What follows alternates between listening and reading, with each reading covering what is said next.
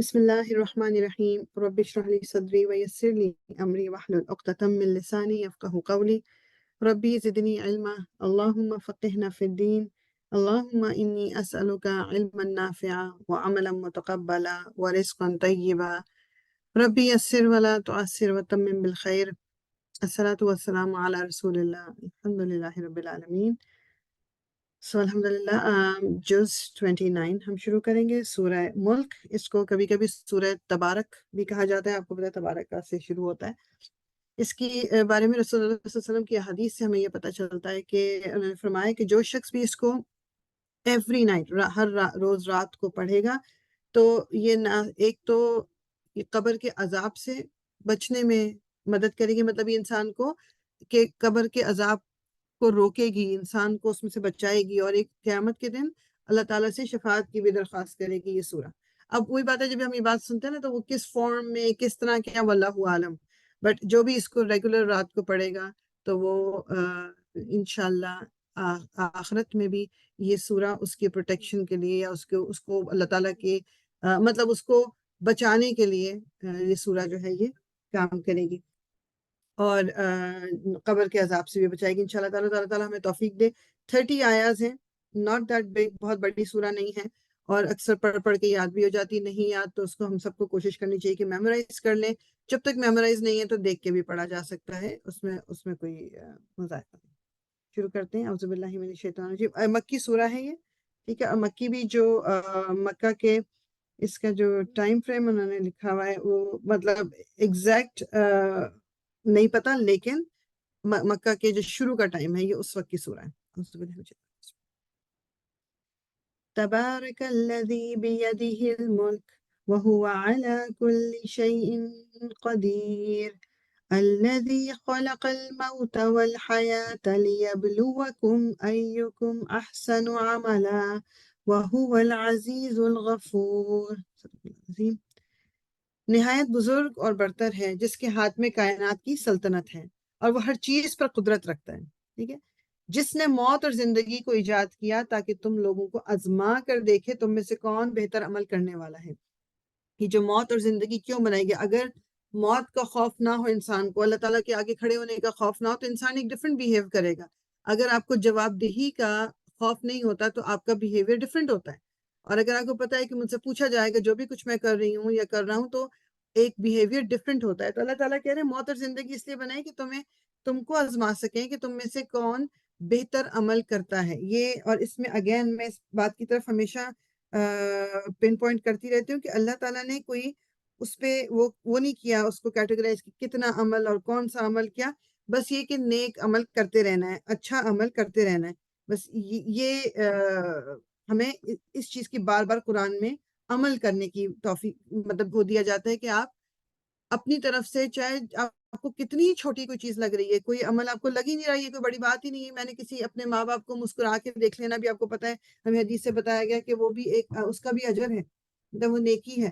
تو چھوٹی سے چھوٹی بھی وہ کہتے ہیں کہ اپنے آپ کو آگ سے بچا سکو تو بچاؤ. ایون کھجور کی جو گٹلی ہے نا وہ دے کے بھی, یعنی کہ کوئی چھوٹی چیز بھی. تو ہمیں کنٹینیوسلی جو کچھ اچھا ہم کر سکتے ہیں اس کو ہم کرتے رہیں.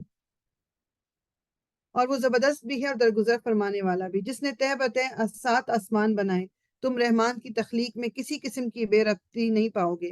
پھر پلٹ کر دیکھو کہیں تمہیں کوئی خلل نظر آتا ہے.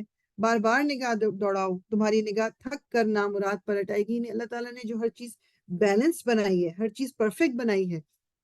ہم انسان ہیں جو لوگوں میں نقص نکالتے رہتے ہیں نا, کہ میں جس سے پہلے بھی بات کر چکی ہوں کہ ناک اور چھوٹی موٹی آنکھیں کان یہ. تو اللہ تعالیٰ کہہ رہے ہیں کہ تم بار بار نگاہ دوڑاؤ, تم آسمان کی طرف دوڑاؤ, تمہیں کہیں کوئی رخنا, کہیں کوئی خرابی, کہیں کوئی کریک, کہیں کوئی اس طرح کی کوئی چیز نظر نہیں آئے گی. تمہاری نگاہ پلٹ کر نامراد پلٹ کر آ جائے گی. ہم نے تمہارے قریب کے آسمان کو عظیم الشان چراغوں سے آراستہ کیا ہے اور انہیں شیاطین کو مار بھگانے کا ذریعہ بنایا ہے. ان شیطانوں کے لیے بھڑکتی ہوئی آگ ہم نے مہیا کر رکھی ہے کہ جو سنگن لینے کی کوشش کرتے ہیں شیطان, تو ہم جس کو شہاب ثاقب کہتے ہیں, ٹوٹتا ہوا ستارہ ہمیں نظر آتا ہے. تو اللہ تعالیٰ کہہ رہے ہیں کہ جو ہمارا آسمان ہے اس کو ستاروں سے اللہ تعالیٰ نے سجایا ہوا ہے, اور وہی جو ہے پھر وہ شیطانوں کو بھگانے کا بھی کام کرتے ہیں. جن لوگوں نے اپنے رب سے کفر کیا ہے ان کے لیے جہنم کا عذاب ہے اور وہ بہت ہی برا ٹھکانہ ہے. جب وہ اس میں پھینکے جائیں گے تو اس کے دھاڑنے کی ہولناک آواز سنیں گے اور وہ جوش کھا رہی ہوگی، شدت غضب سے پھٹی جاتی ہوگی۔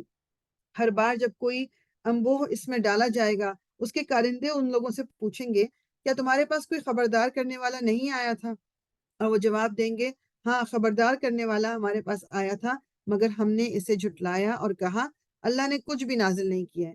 یہ تو چلو رسول اللہ صلی اللہ علیہ وسلم کے زمانے میں ایک ڈفرینٹ بات ہے کہ وہ لوگ اوپنلی کس طرح کفر بھی کر رہے تھے، شرک کر رہے تھے اور رسول اللہ کے ساتھ ذاتی کر رہے تھے، مگر اب بھی تو یہی بات ہے نا، بعض دفعہ کسی کو دین کی بات اگر بتائی جائے تو آگے سے یہ ریئیکشن ہمیں آج بھی مل سکتا ہے، اور ملتا ہے کہ نہیں۔ اللہ تعالیٰ نے تو یہ نہیں کہا تم اپنے پاس سے لگا رہے ہو، یا قرآن کا یہ بھی مطلب نہیں ہے، آیت کا یہ بھی مطلب نہیں، مطلب اپنی طریقے کے ہم مطلب ڈھونڈتے ہیں جو چیز ہمیں سوٹ کر جائے۔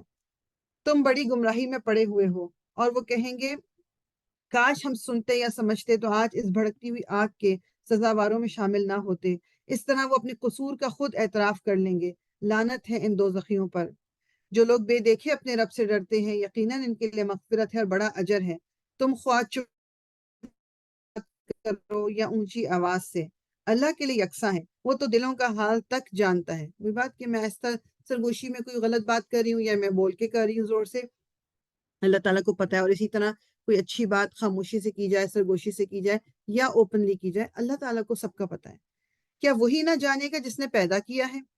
حالانکہ وہ باریک بین اور باخبر ہے۔ وہی تو ہے جس نے تمہارے لیے زمین کو تابع کر رکھا ہے، چلو اس کی چھاتی پر اور کھاؤ خدا کا رزق، اسی کے حضور تمہیں دوبارہ زندہ ہو کر جانا ہے۔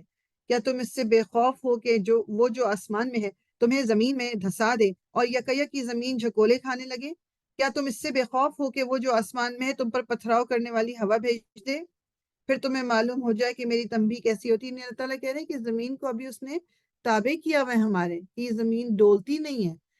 وی نو کہ زمین روٹیٹ کر رہی ہے، اور مطلب یہ ہمیں فیل نہیں ہوتی وہ روٹیشن، اور کبھی کوئی زلزلہ کبھی آ جاتا ہے یا کچھ، تو کتنا ایک دم ہم ڈرتے ہیں اور فیل کرتے ہیں۔ تو اگر اللہ تعالیٰ مطلب اس چیز، اللہ تعالیٰ کہہ رہے ہیں کہ اس بات سے تم بالکل ہی بے خوف ہو، کیا اللہ تعالیٰ یہ نہیں کر سکتے کہ زمین میں تمہیں دھسا دیں یا زمین ہلنے لگے، جو کہ ہم اس کا ایک دیکھتے ہیں نمونہ جب زلزلہ آتا ہے، یا پھر آسمان تم پہ اوپر سے پتھر جو ہے برسانا شروع کر دے؟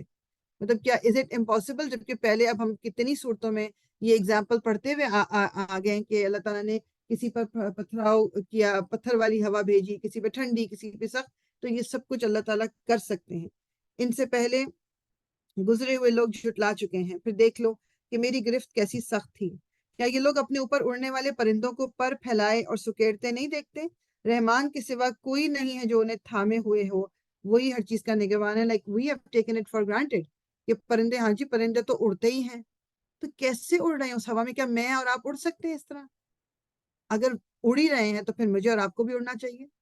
یہ کوالٹی یا یہ ان کے اندر طاقت اللہ تعالیٰ نے ان کو دی ہے۔ کوئی دھاگے ان کو نہیں پکڑ کے باندھے ہوئے کہ وہ ہوا میں اڑ رہے ہیں، ایون اس سے ہٹیں، وہ تو اللہ تعالیٰ کی تخلیق، ایک وہ نیچرل چیز جو انسان نے نہیں بنائی۔ جس کی سمجھ اللہ تعالیٰ نے انسان کو دی ہے، جہاز کو جو بنایا انسان نے، جہاز کیسے اڑ رہا ہے؟ یا وی کین سے سائنٹیفکلی یہ پروسیس چل رہا ہے، یہ پروسیس چل رہا ہے، یہ امیجن کریں، صرف سوچیں۔ میں اور آپ تو نہیں اڑ سکتے، وہ اتنا بھاری بھرکم جہاز ہوا میں اڑ سکتا ہے۔ مطلب یہ اللہ تعالیٰ جو ہمیں یہ ریمائنڈ کراتے ہیں، یہ اس لیے کہ تاکہ ہمیں پتہ چل سکے، ہم اپنے آپ کو یہ ریمائنڈ کرا سکیں اللہ تعالیٰ ہیں کون، کس کی بات کر رہے ہیں ہم۔ جب یہ بات کی جاتی ہے کہ اللہ تعالیٰ سب کا مالک ہے، سلطنت اس کی ہے، تو وہ ہے کون؟ وہی ہر چیز کا نگہبان ہے۔ بتاؤ آخر وہ کون سا لشکر تمہارے پاس ہے جو رحمان کے مقابلے میں تمہاری مدد کر سکتا ہے؟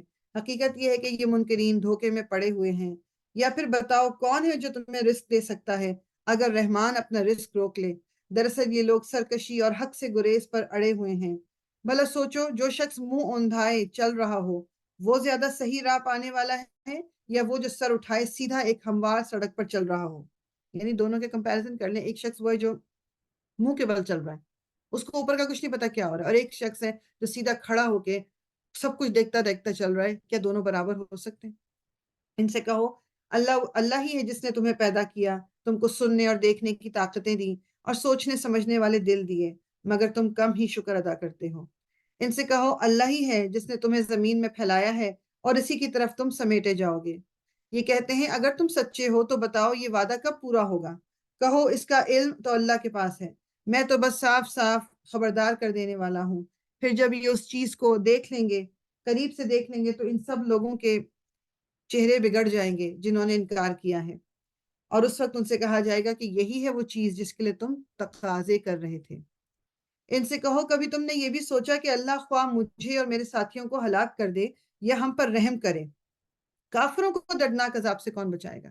مطلب کہ تم، وہ کہنے کا مطلب ہے کہ تمہیں جو میری فکر پڑی ہوئی ہے، تم اپنا سوچو کہ تمہیں کون بچائے گا۔ جنہوں نے اوپن انکار کر دیا ہے وہ اگر کسی سے کہیں کہ جی تمہارے ساتھ بھی یہ ہوگا، چلو جی میرے ساتھ ہو یا نہ ہو، تمہیں کون بچائے گا؟ اس سے جو ایک اور چیز جو مجھے اور آپ کو سوچنی ہے کہ مجھے اور آپ کو اپنی فکر پہلے کرنی ہے۔ ہم دوسروں کو ہم نصیحتیں کرنے اور دوسروں کو ہم واز دینے پہ پہلے شروع کر دیتے ہیں، اپنے آپ کو تو ٹھیک کریں ہم پہلے۔ میرے اندر جو 50,000 غلطیاں ہیں پہلے میں ان کو ٹھیک کروں۔ یہ مطلب اس کا بالکل نہیں ہے کہ دوسروں کو پھر ہم نے اچھی بات کی طرف بلانا نہیں ہے یا ان کو بتانا نہیں۔ مقصد کہنے کا یہ ہے کہ دوسروں کے اندر ہم مین میخ نکال رہے ہوتے ہیں اور اپنے آپ کو ہم بھولے ہوئے ہوتے ہیں۔ یہ نہیں کرنا ہم نے۔ ان قریب ان سے کہو وہ بڑا رحیم ہے، اسی پر ہم ایمان لائے ہیں اور اسی پر ہمارا بھروسہ ہے۔ ان قریب تمہیں معلوم ہو جائے گا کہ سری گمراہی میں پڑا ہوا کون ہے۔ ان سے کہو کبھی تم نے یہ بھی سوچا کہ اگر تمہارے کنووں کا پانی زمین میں اتر جائے تو کون ہے جو اس پانی کی بہتی ہوئی سوتیں تمہیں نکال کر لا دے گا؟ اور یہ ہم چونکہ شاید ہم اس چیز کو اتنا امیجن نہیں کر پاتے، اللہ تعالیٰ نے ہم پہ اتنا رحم کیا ہوا ہے کہ وافر مقدار میں پانی ہمارے پاس موجود ہے، لیکن ان جگہوں کو سوچیں جہاں پانی نہیں ہے، جہاں قحط ہے، جہاں خشک سالی ہے۔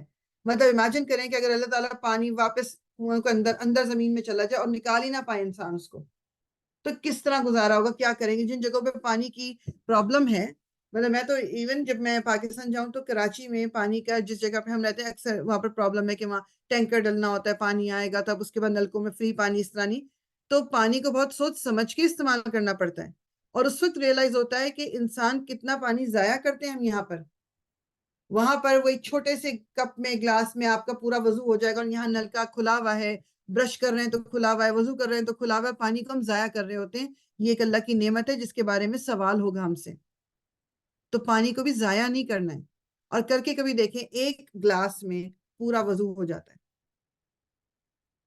تو یہی ہے سورہ ملک، جس کے بارے میں ہمیں کہا گیا ہے کہ اس کو رات کو سونے سے پہلے ہم نے ایوری ڈے پڑھنے کی اپنی عادت ڈالنی ہے۔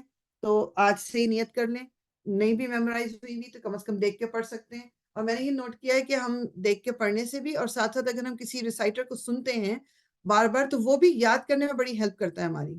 تو جو بھی آپ کو جو بھی چیز سوٹ کریں آپ اس طریقے سے اس کو ضرور یاد کرنے کی کوشش کریں۔ سورہ قلم، اور یہ بھی مکہ معظمہ کی ابتدائی دور کی صورتوں میں سے ہے، اور مطلب اس کے جو کہتے ہیں کہ کہا تو ابتدائی دور کا ہی ہے، لیکن اس کی جو آیتیں ہیں ان سے پتہ یہ چلتا ہے کہ جو مسلمانوں پہ یا رسول اللہ صلی اللہ علیہ وسلم پہ جو مظالم ڈھائے گئے تھے یا جو تکلیفیں دی گئی تھی وہ شروع ہو چکی ہیں۔ انشاءاللہ دیکھ لیتے ہیں۔ اعوذ باللہ من الشیطان الرجیم، بسم اللہ الرحمن الرحیم۔ نون والقلم وما يسطرون ما أنت بنعمة ربك بمجنون وإن لك لأجرا غير ممنون وإنك لعلى خلق عظيم۔ نون قسم ہے قلم کی اور اس چیز کی جسے لکھنے والے لکھ رہے ہیں، اور علماء یہ کہتے ہیں کہ یہ قلم وہی جس سے لوح محفوظ میں وہ جو ام الکتاب جو لکھی گئی ہے، یہ اس کی بات ہو رہی ہے اور قرآن کی بات ہو رہی ہے۔ تم اپنے رب کے فضل سے مجنون نہیں ہو، اور یقیناً تمہارے لیے ایسا اجر ہے جس کا سلسلہ کبھی ختم ہونے والا نہیں، اور بے شک تم اخلاق کے بڑے مرتبے پر ہو۔ رسول اللہ صلی اللہ علیہ وسلم کو کہا جا رہا ہے کہ بے شک تم مجنون نہیں ہو، کیونکہ ان کو ایک یہ بھی کہا جاتا تھا نا کہ مطلب سینٹی لوز کر چکے ہیں رسول اللہ، یہ ایسی باتیں کر رہے ہیں جس کا کوئی وہ نہیں۔ تو یہ اللہ تعالیٰ کہہ رہے ہیں کہ نہیں، نہ آپ مجنون ہیں اور نہ مطلب آپ کی تو مطلب آپ کے جو اخلاق ہیں وہ تو مطلب بیسٹ ہیں۔ اور یہ ہمیں بھی کہا گیا ہے نا کہ انک لعلی خلق العظیم، کہ رسول اللہ صلی اللہ علیہ وسلم کی اخلاق میں ہمارے لیے بہت بڑی اگزامپل ہے، ہمیں اس پہ چلنے کی کوشش کرنی ہے۔ کبھی کبھی ہمارے دماغ میں یہ خیال آتا ہے کہ اچھا ہم رسول اللہ کی طرح تو نہیں ہو سکتے، اور آف کورس ہم نہیں ہو سکتے، ٹھیک، لیکن ہم اس کو اسپائر تو کر سکتے ہیں کہ ہاں جی میں اس طرح کے اخلاق اپنے اندر پیدا کر لوں، میری زبان لوگوں کے لیے میٹھی ہو جائے، میرے دل میں لوگوں کے لیے بغض نہ ہو، میں کسی کی غلطی ہو تو اس کو معاف کر دوں۔ رسول اللہ صلی اللہ علیہ وسلم اپنے دشمنوں کو معاف کر دیتے۔ آپ عبداللہ بن ابئی جو کہ لیڈر آف منافقین تھا، اس کے لیے نماز جنازہ پڑھانے بھی کھڑے ہو گئے، اپنا کرتا آپ نے ان کے بیٹے کو دے دیا کہ چلو اس کی قبر میں ڈال دے کہ شاید اس کے عذاب میں کمی ہو جائے۔ لوگوں نے آپ کے ساتھ کیا کیا نہیں کیا، لیکن آپ نے ان کو اتنے مطلب لائک آپ معاف کر دیتے تھے۔ یہ ہم شاید پڑھتے ہیں تو ہمیں لگتا ہے کہ not what a big deal, ٹھیک ہے جی معاف کر دیا۔ امیجن کریں کہ کس کس طرح کی تکلیفیں رسول اللہ صلی اللہ علیہ وسلم کو نہیں دی اور وہ پھر بھی معاف کر رہے ہیں۔ تو میں اور آپ تو اس لیول پہ پہنچے ہی نہیں۔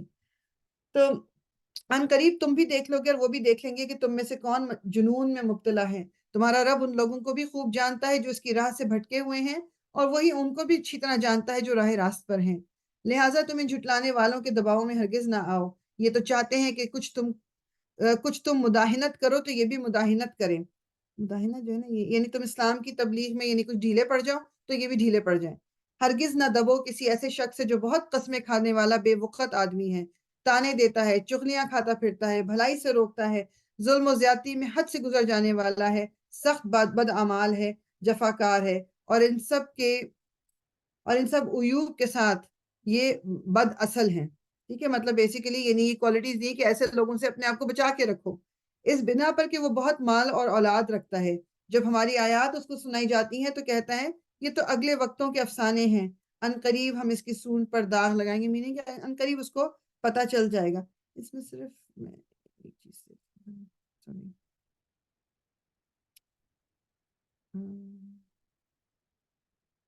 اوکے، ہم نے ان اہل مکہ کو اسی طرح آزمائش میں ڈالا ہے جس طرح ایک باغ کے مالکوں کو آزمائش میں ڈالا تھا، جب انہوں نے قسم کھائی کہ صبح سویرے ضرور اپنے باغ کے پھل توڑیں گے، اور وہ کوئی استثنا نہیں کر رہے تھے۔ رات کو وہ سوئے پڑے تھے، یعنی بیسیکلی ان کے باغ تھے، اور انہوں نے کہا کہ لوگوں کو ہمیں دینا نہ پڑ جائے، ہم اپنے جو صبح صبح جا کے نا پھل کو مطلب سب چیزوں کو کاٹ لیں گے، فصل کو پھل اتار لیں گے تاکہ لوگ مانگنے نہ آ جائیں۔ تو رات کو وہ سوئے پڑے تھے کہ تمہارے رب کی طرف سے ایک بلا اس باغ پر پھر گئی، اور اس کا حال ایسا ہو گیا جیسے کٹی ہوئی فصل ہو۔ صبح ان لوگوں نے ایک دوسرے کو پکارا کہ اگر پھل توڑنے ہیں تو سویرے سویرے اپنی کھیتی کی طرف نکل چلو۔ چنانچہ وہ چل پڑے اور آپس میں چپکے چپکے کہتے جاتے تھے کہ آج کوئی مسکین تمہارے پاس باغ میں نہ آنے پائے۔ وہ کچھ نہ دینے کا فیصلہ کیے ہوئے صبح سویرے جلدی جلدی اس طرح وہاں گئے جیسے کہ وہ پھل توڑنے پر قادر ہیں، مگر جب باغ کو دیکھنے لگے تو دیکھا تو کہنے لگے ہم راستہ بھول گئے ہیں، نہیں بلکہ ہم محروم رہ گئے۔ یعنی جب ہمیں لوگوں کو دیتے ہوئے ہمارے ہاتھ تنگ ہوتے ہیں، ہمارے سانسیں رکنے لگتی ہیں کہ مجھے اس کو یہ دینا پڑ جائے گا، اور ہم اپنی اگر دینا بھی ہوتا ہے تو پھر ہم ڈھونڈ رہے ہوتے ہیں کہ کوئی برا ترین کچھ ہمیں سامان مل جائے، ٹوٹا پھوٹا مل جائے، چلو وہ دے کے ہم اپنا نام بھی لکھوا لیں کہ جی ہم نے کچھ دے دیا اور مطلب دینا بھی نہ پڑے۔ تو اللہ تعالیٰ کہہ رہے ہیں کہ یہ ہے تو سب کچھ اللہ کا نا، جس چیز پہ اتنا ہمیں غرور ہوتا ہے کہ یہ سب کچھ میرا ہے، میں نے کیا ہے اور میں اس کی مالک ہوں، تو اس وقت اپنے آپ کو بتائیں کہ اگر اللہ تعالیٰ اس کو لے کے جانا چاہے تو ایک سیکنڈ بھی نہیں لگتا۔ ان میں جو سب سے بہتر آدمی تھا اس نے کہا میں نے تم سے کہا نہ تھا کہ تم تسبیح کیوں نہیں کرتے؟ وہ پکار اٹھے پاک ہے ہمارا رب، واقعی ہم گنہگار تھے۔ پھر ان میں سے ہر ایک دوسرے کو ملامت کرنے لگا۔ آخر کو انہوں نے کہا افسوس ہمارے حال پر، بے شک ہم سرکش ہو گئے تھے۔ بعید نہیں کہ ہمارا رب ہمیں بدلے میں اس سے بہتر باغ عطا فرمائے۔ ہم اپنے رب کی طرف رجوع کرتے ہیں، یعنی وہ انہوں نے اللہ تعالیٰ سے فوراً معافی مانگ کے اللہ تعالیٰ کی طرف رجوع کر لیا دوبارہ۔ ایسا ہوتا ہے عذاب، اور آخرت کا عذاب اس سے بھی بڑا ہے، کاش یہ لوگ اس کو جانتے۔ یقیناً خدا ترس لوگوں کے لیے ان کے رب کے ہاں نعمت بھری جنتیں ہیں۔ کیا ہم فرما برداروں کا حال مجرموں کا سا کر دیں؟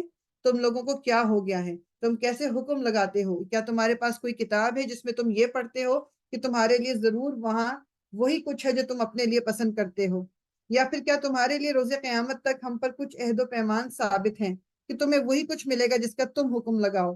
ان سے پوچھو تم میں سے کون اس کا ضامن ہے، یا پھر ان کے ٹھہرائے ہوئے کچھ شریک ہیں جنہوں نے اس کا ذمہ لے لیا؟ یعنی کہ تم جو کہتے ہو جیسے یہودی کہتے ہیں یا جیسے نصارہ کہتے ہیں کہ جی ہمیں تو بس جنت ہی ملے گی، یا اگر ہمیں عذاب ملا بھی تو بہت تھوڑے دن کے لیے ملے گا یا تھوڑے ٹائم کے لیے ملے گا، اور ہم تو اللہ کے پسندیدہ ہیں۔ تو اللہ تعالیٰ کہہ رہے ہیں کہ تم سے کوئی وعدہ کیا ہوا ہے، یا تم نے مطلب کسی اور نے تم سے وعدہ کیا ہوا ہے کہ تمہیں یہ ملے گا؟ ان سے پوچھو تم میں سے کون اس کا ضامن ہے، یا پھر ان کے ٹھہرائے ہوئے کچھ شریک ہیں جنہوں نے اس کا ذمہ لیا ہے۔ یہ بات ہے تو لائیں اپنے شریکوں کو اگر یہ سچے ہیں۔ جس روز سخت وقت آ پڑے گا اور لوگوں کو سجدہ کرنے کے لیے بلایا جائے گا تو یہ لوگ سجدہ نہ کر سکیں گے، ان کی نگاہیں نیچی ہوں گی، ذلت ان پر چھا رہی ہوگی۔ یہ جب صحیح و سالم تھے اس وقت انہیں سجدے کے لیے بلایا جاتا تھا اور یہ انکار کرتے تھے۔ اور جو لوگ اس دنیا میں اللہ کے آگے نہیں جھکتے اور سجدہ نہیں کرتے، اور اس کو اگر لٹرل سینس میں لے لیں نماز نہیں پڑھتے، تو پھر اس دن بھی وہ ان کی کمر اس طرح کی ہوگی کہ وہ جھک ہی نہیں سکیں گے، وہ اللہ کے آگے سجدہ کر ہی نہیں سکیں گے۔ پس اے نبی تم اس کلام کے جھٹلانے والوں کا معاملہ مجھ پر چھوڑ دو، ہم ایسے طریقے سے ان کو بتدریج تباہی کی طرف لے جائیں گے کہ ان کو خبر بھی نہ ہوگی۔ میں ان کی رسی دراز کر رہا ہوں، میری چال بڑی زبردست ہے۔ کیا تم ان سے کوئی اجر طلب کرتے ہو کہ یہ اس چٹی کے بوجھ تلے دبے جا رہے ہیں؟ کیا ان کے پاس غیب کا علم ہے جسے یہ لکھ رہے ہوں؟ بس اپنے رب کا فیصلہ صادر ہونے تک صبر کرو اور مچھلی والے یعنی یونس علیہ السلام کی طرح نہ ہو جاؤ جب اس نے پکارا تھا اور وہ غم سے بھرا ہوا تھا۔ اگر اس کے رب کی مہربانی اس کے شامل حال نہ ہو جاتی تو وہ مذموم ہو کر چٹیل میدان میں پھینک دیا جاتا۔ آخرکار اس کے رب نے اسے برگزیدہ فرما لیا اور اسے صالح بندوں میں شامل کہیں۔ حضرت یونس نے جلدی تھوڑا نکل گئے تھے اپنی قوم سے، لیکن پھر چونکہ انہوں نے مسلسل وہ اللہ تعالیٰ سے دعا مانگتے رہے، ہم سب جانتے ہیں لا الہ الا انت سبحانک انی کنت من الظالمین، اللہ تعالیٰ نے ان کے گناہ کو معاف کیا اور ان کو بچا لیا اور ان کو مطلب عزت دی۔ جب یہ کافر لوگ کلام نصیحت سنتے ہیں تو تمہیں ایسی نظروں سے دیکھتے ہیں کہ گویا تمہارے قدم اکھاڑ دیں گے، اور کہتے ہیں کہ یہ ضرور دیوانہ ہے، حالانکہ یہ تو سارے جہاں والوں کے لیے ایک نصیحت ہے۔ اچھا جی، سورہ قلم کے بعد سورہ حاقہ، یہ بھی شروع کے زمانے کی سورہ مکہ کی سورہ ہے، یہ مکہ میں نازل ہوئی تھی۔ اور اس کے بارے میں ایک نا حضرت عمر کا ایک اپنا بتاتے ہیں، اسلام لانے سے پہلے، ابھی انہوں نے اسلام نہیں لے کے آئے تھے، کہتے ہیں ایک روز میں رسول اللہ صلی اللہ علیہ وسلم کو ستانے کے لیے گھر سے نکلا، مگر آپ مجھ سے پہلے مسجد حرام میں داخل ہو چکے تھے۔ میں پہنچا تو آپ نماز پڑھ رہے تھے، نماز میں آپ سورہ الحاقہ پڑھ رہے تھے، یہ جو ہم ابھی پڑھنے والے ہیں۔ کہتے ہیں میں آپ کے پیچھے کھڑا ہو گیا اور سننے لگا، اور قرآن کی شان کلام پر میں حیران ہو رہا تھا کہ میرے دل میں یک خیال آیا کہ یہ شخص ضرور شاعر ہے، جیسا کہ قریش کہتے ہیں۔ فوراً ہی حضور کی زبان سے یہ الفاظ ادا ہوئے کہ یہ ایک رسول کریم کا قول ہے، کسی شاعر کا قول نہیں۔ یعنی آپ تو صورت پڑھ رہے ہیں، یہ حضرت عمر کے دل میں آ رہے ہیں خیال، اور اس کا جواب اس قرآن کے ذریعے مل رہا ہے، یہ کسی شاعر کا قول نہیں ہے۔ کہتے ہیں میں نے اپنے دل میں کہا شاعر نہیں تو پھر کاہن ہے، یعنی جادوگر۔ اسی وقت زبان مبارک پر یہ الفاظ جاری ہوئے، اور نہ کسی کاہن کا قول ہے، تم لوگ کم ہی غور کرتے ہو، یہ تو رب العالمین کی طرف سے نازل ہوا ہے۔ کہتے ہیں یہ سن کر اسلام میرے دل میں گہرا اتر گیا، اور بیسیکلی اس وقت تو یہ مسلمان نہیں ہوئے، لیکن آہستہ آہستہ اس طرح کے اور کافی سارے موقع تھے جس سے اسلام ان کے دل کے اندر اتر رہا تھا۔ اور حضرت عمر کے بارے میں تو یہ بھی ہے کہ مطلب آپ جب رسول اللہ کسی سے مشورہ مانگتے تھے، آپ سے مشورہ مانگتے تھے، اور آپ جو مشورہ دیتے تھے ایون اگر وہ نہیں بھی مانا جاتا تھا، آیات اکثر آ جاتی تھی جو حضرت عمر کے مشورے پہ ہو رہی ہوتی تھی، ان کو سپورٹ کر رہی ہوتی تھی۔ اعوذ باللہ من الشیطان الرجیم، بسم اللہ الرحمن الرحیم۔ الحاقہ ما الحاقہ وما ادراک ما الحاقہ كذبت ثمود وعاد بالقارعہ فاما ثمود فاہلکوا بالطاغیہ۔ صدق اللہ العظیم۔ ہونے والی، تو ہونی شدنی اس کو لکھتے ہیں، کیا ہے وہ ہونی شدنی، یعنی جو ہونے والی چیز ہے وہ کیا ہے، اور تم کیا جانو وہ کیا ہے ہونے والی چیز۔ ثمود اور عاد نے اس اچانک ٹوٹ پڑنے والی آفت کو جھٹلایا، تو ثمود ایک سخت حادثے سے ہلاک کیے گئے، اور عاد ایک بڑی شدید طوفانی آندھی سے تباہ کر دیے گئے۔ اللہ تعالیٰ نے اس کو مسلسل 7 رات اور 8 دن ان پر مسلط رکھا۔ تم وہاں ہوتے تو تم دیکھتے کہ وہاں اس طرح پچھاڑے پڑے ہیں جیسے وہ کھجور کے بوسیدہ تنے ہوں۔ اب کیا ان میں سے کوئی تمہیں باقی بچا نظر آتا ہے؟ اور اسی خطائے عظیم کا ارتکاب فرعون اور اس سے پہلے کے لوگوں نے، اور تلپٹ ہو جانے والی بستیوں نے، کہ تلپٹ مینس حضرت لوط کی جو قوم تھی جو اوپر سے نیچے پھینکی گئی تھی، ان سب نے اپنے رب کے رسول کی بات نہ مانی تو اس نے ان کو بڑی سختی کے ساتھ پکڑا۔ جو پانی کا طوفان حد سے گزر گیا تو ہم نے تم کو کشتی میں سوار کر دیا تھا تاکہ اس واقعے کو تمہارے لیے ایک سبق آموز یادگار بنا دیں، اور یاد رکھنے والے کان اس کی یاد محفوظ رکھے۔ ظاہر بات ہے پانی کی جب بات ہے تو حضرت نوح کی بات ہو رہی ہے۔ پھر جب ایک دفعہ سور میں پھونک مار دی جائے گی اور زمین اور پہاڑوں کو اٹھا کر ایک ہی چوٹ میں ریزہ ریزہ کر دیا جائے گا، اس روز وہ ہونے والا واقعہ پیش آ جائے گا۔ اس دن آسمان پھٹے گا اور اس کی بندش ڈھیلی پڑ جائے گی، فرشتے اس کے اطراف اور جوانب میں ہوں گے، اور 8 فرشتے اس روز تیرے رب کا عرش اپنے اوپر اٹھائے ہوئے ہوں گے۔ وہ دن ہوگا جب تم لوگ پیش کیے جاؤ گے، تمہارا کوئی راز بھی چھپا نہ رہ جائے گا۔ اس وقت جس کا نامہ اعمال اس کے سیدھے ہاتھ میں دیا جائے گا وہ کہے گا لو دیکھو پڑھو میرا نامہ اعمال، میں سمجھتا تھا کہ مجھے ضرور اپنا حساب ملنے والا ہے۔ پس وہ دل پسند عیش میں ہوگا، عالی مقام جنت میں، جس کے پھلوں کے گچھے جھکے پڑ رہے ہوں گے۔ ایسے لوگوں سے کہا جائے گا مزے سے کھاؤ اور پیو، اپنے ان اعمال کے بدلے جو تم نے گزرے ہوئے دنوں میں کیے تھے۔ اللہ تعالیٰ ہمیں ان لوگوں میں شامل کرے کہ جو دنیا میں اس خوف سے زندگی گزارے گا کہ اس کا حساب کتاب ہونا ہے، تو آخرت میں تو اس کے لیے کامیابی ہی کامیابی ہے۔ اور جو دنیا میں اس طرح زندگی گزاریں کہ جیسے حساب دینا ہی نہیں ہے، تو پھر ان کے لیے دنیا میں بھی خرابی اور آخرت میں بھی خرابی۔ اور جس کا نامہ اعمال اس کے بائیں ہاتھ میں دیا جائے گا، الٹے ہاتھ میں، وہ کہے گا کاش میرا نامہ اعمال مجھے نہ دیا گیا ہوتا اور میں نہ جانتا کہ میرا حساب کیا ہے۔ کاش میری وہی موت جو دنیا میں آئی تھی فیصلہ کن ہوتی۔ آج میرا مال میرے کچھ کام نہ آیا، میرا سارا اقتدار ختم ہو گیا۔ یہ جو ہم پیسے کمانے کے چکر میں لگے رہتے ہیں نا، لگے رہتے اس میں پھر ہم یہ بھی بھول جاتے ہیں کہ ہم کہاں کہاں اللہ تعالیٰ کے احکامات کے اگینسٹ جا رہے ہیں، کون کون سی حدود توڑ رہے ہیں، کیا کیا کام غلط کر رہے ہیں، کہاں سے ہماری کمائی میں حرام شامل ہو رہے۔ تو بیسیکلی اس دن یہ کچھ کام نہیں آنا۔ حکم ہوگا پکڑو اسے اور اس کی گردن میں توق ڈال دو، پھر اسے جہنم میں جھونک دو، پھر اس کو 70 ہاتھ لمبی زنجیر میں جکڑ دو۔ یہ نہ اللہ بزرگ و برتر پر ایمان لاتا تھا اور نہ مسکین کو کھانا کھلانے کی ترغیب دیتا تھا، لہٰذا آج نہ یہاں اس کا کوئی یار غم خوار ہے اور نہ زخموں کے دھوؤں کے سوا اس کے لیے کوئی کھانا، جسے خطا کاروں کے سوا کوئی نہیں کھاتا۔ بس نہیں، میں قسم کھاتا ہوں ان چیزوں کی بھی جو تم دیکھتے ہو اور ان کی بھی جنہیں تم نہیں دیکھتے۔ یہ ایک رسول کریم کا قول ہے، کسی شاعر کا قول نہیں ہے، تم لوگ کم ہی ایمان لاتے ہو، اور نہ یہ کسی کاہن کا قول ہے، تم لوگ کم ہی غور کرتے ہو۔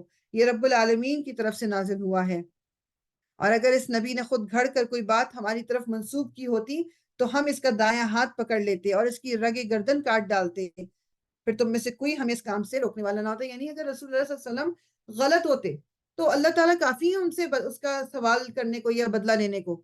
بات وہی آ گئی کہ تم اپنے آپ کو دیکھو کہ اگر چلو میں تو غلط ہوا تو میرا اللہ تعالیٰ کا معاملہ ہے، تم اگر غلط ہوئے تو تم کہاں جاؤ گے بچ کے۔ در حقیقت یہ پرہیزگار لوگوں کے لیے ایک نصیحت ہے، اور ہم جانتے ہیں کہ تم میں سے کچھ لوگ جھٹلانے والے ہیں۔ ایسے کافروں کے لیے یقیناً یہ موجب حسرت ہے اور یہ بالکل یقینی حق ہے۔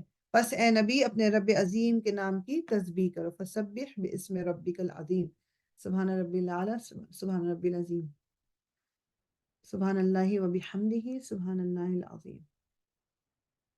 اوکے جی، یہ ہماری سورہ ختم۔ اب اس کے بعد ہے معارج۔ معارج کا مطلب ہوتا ہے عروج، جو ورڈ ہے نا، اس کا عروج بھی اوپر چڑھنا، چڑھنے والی سیڑھیاں کہہ لیں یا اوپر کی طرف جانا۔ اور یہ اور سورہ حاقہ جو ہم نے ابھی پڑھی ہے یہ آگے پیچھے کیے ہیں۔ اعوذ باللہ من الشیطان الرجیم۔ سأل سائل بعذاب واقع للكافرين ليس له دافع من الله ذي المعارج۔ مانگنے والے نے عذاب مانگا ہے، وہ عذاب جو ضرور واقع ہونے والا، یعنی کافر جو کہتے تھے کہ لے آؤ اپنا عذاب، جو تم ہم سے بات کر رہے ہو لے آؤ، تو لاتے کیوں نہیں ہو؟ جو ضرور واقع ہونے والا ہے، کافروں کے لیے ہے، کوئی اسے دفع کرنے والا نہیں، اس خدا کی طرف سے ہے جو عروج کے زینوں کا مالک ہے۔ ملائکہ اور روح اس کے حضور چڑھ کر جاتے ہیں ایک ایسے دن میں جس کی مقدار 50,000 سال ہے۔ سو بیسیکلی جو یہاں پر ملائکہ تو فرشتوں کی ہی بات ہے، ہمیں پتہ ہے، اور روح کا جس طرح اور بھی ذکر آ چکا ہے جگہوں پہ، تو یہاں پر بھی روح جو ہے حضرت جبریل امین کی بارے میں بات ہے۔ اور جو یہ دن کی بات ہو رہی ہے جس کی مقدار 50,000 سال ہے، تو یہ سورہ حج میں جس طرح وہ کہتے ہیں کہ وہ آیا ہے کہ جس کا میں مطلب مفہوم بتا رہی ہوں کہ تیرے رب کے ہاں کا ایک دن تمہارے شمار کے 1000 برس کے برابر ہے۔ اور سورہ سجدہ میں اللہ تعالیٰ نے کہا ہے کہ وہ آسمان سے زمین تک دنیا کے معاملات کی تدبیر کرتا ہے، پھر اس کی رداد اوپر اس کے حضور جاتی ہے ایک ایسے دن جس کی مقدار تمہارے شمار سے 1000 سال ہے۔ ٹھیک ہے، اور یہاں پر عذاب کے مطالبے کے جواب میں اللہ تعالیٰ نے ایک دن کی مقدار 50,000 سال بتائی ہے۔ بیسیکلی مطلب یعنی اس کا کہنے کا جو ان کا مقصد ہے، اللہ تعالیٰ کے ہاں ایک سکیم 1000 سال اور 50,000 سال کی ہوتی ہے، اور یہ مدت بھی محض بطور مثال ہے، ورنہ کائناتی منصوبے لاکھوں اور کروڑوں اربوں سال کے بھی ہوتے ہیں۔ ٹھیک ہے، but this is just an example and also to show کہ کتنا لمبا ٹائم جو دنیا کا ہے اللہ تعالیٰ کے لیے وہ کوئی ٹائم نہیں ہے۔ بس اے نبی صبر کرو، شائستہ صبر، صبرن جمیلن، خوبصورت صبر۔ یہ لوگ اسے دور سمجھتے ہیں اور ہم اسے قریب دیکھ رہے ہیں۔ وہ عذاب اس روز ہوگا جس روز آسمان پگھلی ہوئی چاندی کی طرح ہو جائے گا اور پہاڑ رنگ برنگے دھنکے ہوئے اون جیسے ہو جائیں گے، اور کوئی جگری دوست اپنے جگری دوست کو نہ پوچھے گا، حالانکہ وہ ایک دوسرے کو دکھائے جائیں گے۔ مجرم چاہے گا کہ اس دن کے عذاب سے بچنے کے لیے اپنی اولاد کو، اپنی بیوی کو، اپنے بھائی کو، اپنے قریب ترین خاندان کو جو اسے پناہ دینے والا تھا، اور روئے زمین کے سب لوگوں کو فدیے میں دے دے۔ یہاں پر انہوں نے جو بیوی کا کہا ہے تو یہ دونوں طرف ہی لاگو ہو سکتا ہے۔ یعنی کہ اب سوچو کہ وہ کتنا خوف کا وقت ہوگا کہ انسان اپنی اولاد، بیوی، شوہر، بھائی، خاندان سب کو دینے کو تیار ہو جائے گا کہ ان کو لے لیں اور مجھے عذاب سے بچا دیں۔ یہ امیجن کریں، یہ حالت ہوگی اس وقت اس دنیا میں۔ ہم انہی رشتہ داروں اور انہی رشتوں کے پیچھے اپنی آخرت کو خراب کرتے ہیں نا، یا انہی کی وجہ سے ہم بس میرے بچوں کو یہ تکلیف نہ ہو جائے، میرے ماں باپ اور میرے بہن بھائی اور سب کو، لیکن آخرت میں چونکہ ہم دنیا میں یہ رشتے تو ہیں، کیونکہ ان رشتوں کا حق ہمیں ادا کرنا ہے اور کسی کا بھی حق ہم مار نہیں سکتے، بالکل پورا کرنا ہے، مگر آخرت کو خراب کر کے نہیں کہ میرے جو بچے ہیں ان کو اس چیز کا شوق ہے، مجھے پتا ہے کہ یہ غلط ہے لیکن میں پھر بھی کر رہی ہوں، یا میرے ماں باپ مجھے یہ کرنے کو کہتے ہیں تو میں ان کو منع کیسے کروں، میرا شوہر یہ کرنے کو کہتا ہے میں کیسے منع کروں۔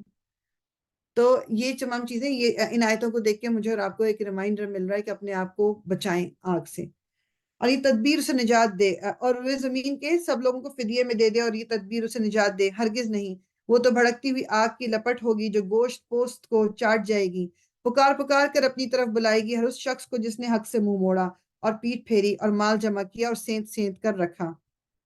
انسان تھوڑدلا پیدا کیا گیا ہے، جب اس پر مصیبت آتی ہے تو گھبرا اٹھتا ہے، اور جب اسے خوشحالی نصیب ہوتی ہے تو بخل کرنے لگتا ہے، مگر یہ لوگ اس عیب سے بچے ہوئے ہیں جو نماز پڑھنے والے ہیں، جو اپنی نماز کی ہمیشہ پابندی کرتے ہیں، جن کے مالوں میں سائل اور محروم کا ایک مقرر حق ہے، اور جو روز جزا کو برحق مانتے ہیں، جو اپنے رب کے عذاب سے ڈرتے ہیں، کیونکہ ان کے رب کا عذاب ایسی چیز نہیں ہے جس سے کوئی بے خوف ہو، جو اپنی شرم گاہوں کی حفاظت کرتے ہیں۔ یہ تمام چیزیں نا جو کوالٹیز آ رہی ہیں، یہ مجھے اور آپ کو دماغ میں رکھنی ہے، ہمیں اپنے اندر ہی پیدا کرنی ہے اگر نہیں ہے۔ اور جو اپنی شرم گاہوں کی حفاظت کرتے ہیں، سوائے ان کی بیویوں یا اپنی مملوکہ عورتوں کے جن سے محفوظ نہ رکھنے میں ان پر کوئی ملامت نہیں، البتہ جو اس کے علاوہ کچھ اور چاہیں وہی حد سے تجاوز کرنے والے ہیں، جو اپنی امانتوں کی حفاظت اور اپنے عہد کا پاس کرتے ہیں، جو اپنی گواہیوں میں راست بازی پر قائم رہتے ہیں، یعنی کہ جو گواہی دیتے ہیں تو سچی گواہی دیتے ہیں، جھوٹی گواہی نہیں دیتے، اور جو اپنی نماز کی حفاظت کرتے ہیں، یہ لوگ عزت کے ساتھ جنت کے باغوں میں ہوں گے۔ پہلے نماز کا ذکر آیا کہ پابندی کرتے ہیں، تو نماز کو ایوری ڈے 5 ٹائمز پڑھنا، اور اس کی حفاظت کرنے کا مطلب یہ کہ اس کے پورے حقوق ادا کرنا، وضو پراپر کرنا، کپڑوں کا صاف ہونا، جگہ کا صاف ہونا، میرا خشوع کا ہونا، یہ تمام چیزیں جو ہیں یہ نماز کی اس حفاظت میں آتی ہیں۔ بس اے نبی، کیا بات ہے کہ یہ منکرین دائیں اور بائیں سے گروہ در گروہ تمہاری طرف دوڑے چلے آ رہے ہیں؟ کیا ان میں سے ہر ایک یہ لالچ رکھتا ہے کہ وہ نعمت بھری جنت میں داخل کر دیا جائے گا؟ ہرگز نہیں، ہم نے جس چیز سے ان کو پیدا کیا ہے اسے یہ خود جانتے ہیں۔ بس نہیں، میں قسم کھاتا ہوں مشرقوں اور مغربوں کے مالک کی، ہم اس پر قادر ہیں کہ ان کی جگہ ان سے بہتر لوگ لے آئیں، اور کوئی ہم سے بازی لے جانے والا نہیں ہے، لہٰذا انہیں اپنی بےہودہ باتوں اور اپنے کھیل میں پڑا رہنے دو، یہاں تک کہ یہ اپنے اس دن کو پہنچ جائیں جس کا ان سے وعدہ کیا جا رہا ہے، جب یہ اپنی قبروں سے نکل کر اس طرح دوڑے جا رہے ہوں گے جیسے اپنے بتوں کے استھانوں کی طرف دوڑ رہے ہوں، ان کی نگاہیں جھکی ہوئی ہوں گی، ذلت ان پر چھا رہی ہوگی، یہ وہ دن ہے جس کا ان سے وعدہ کیا جا رہا ہے۔ اللہ تعالیٰ ہمیں اس دن کے عذاب سے محفوظ رکھے۔ سورہ نوح۔